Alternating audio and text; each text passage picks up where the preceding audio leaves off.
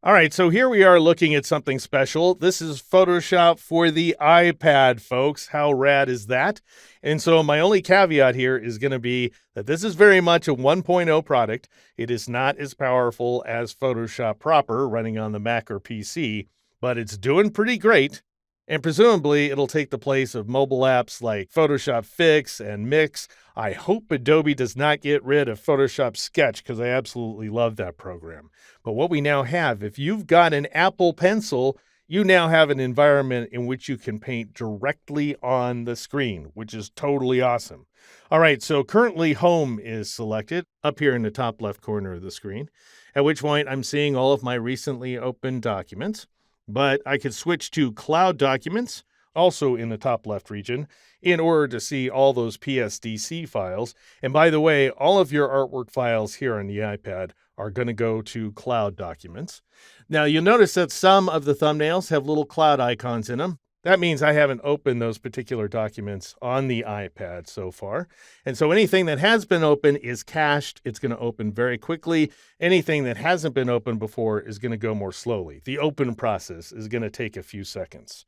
All right, so before I open a file here, I'm going to tap on the settings icon in the top right corner of the screen, and then I'll switch from General to Input right here. And I want you to notice those three touch toggles. You may have to twirl open touch, by the way, in order to see them. We've got the touch indicator, which is this little blue dot right here that shows where my finger is tapping. So I've got that turned on. Touch shortcut is something that I'll demonstrate in just a second. You definitely want to leave that on unless you've got a keyboard connected to your iPad. I don't use it for typing. I just use it for artwork. And so in that case, you want that touch shortcut. And then stylus only painting. That way you're not accidentally painting with your finger. And so I definitely recommend you turn that one on if you've got an Apple Pencil. All right, I'm just going to go ahead and close out here. And then I'll tap on one of these files in order to open it. And I'm going to go ahead and open this last guy right here, this green file called Tin Wood Hand.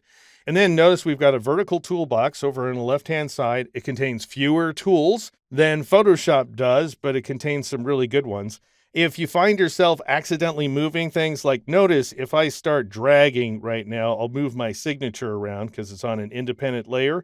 If I don't want to do that, I want to put it back, then I would tap on that undo icon up here at the top of the screen, top right region, or another thing you can do is a double finger tap. Just tap with two fingers and that will undo the last operation. But if you want to really be safe and you just want to be able to scroll and pan around, then turn off the tool. So you can tap on that move tool in the top left corner of the screen in order to turn it off so that no tool is selected. And now you can zoom and pan your artwork without worrying that you'll hurt anything.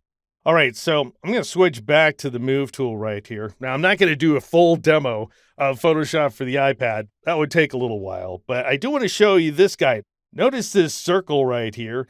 You may wonder what in the world it's for. Well, check out the top right corner of the screen. See how it says move constrained? And then if I move a little farther outward, it says duplicate. So check this out. I'm going to go ahead and let up on that little circle right there.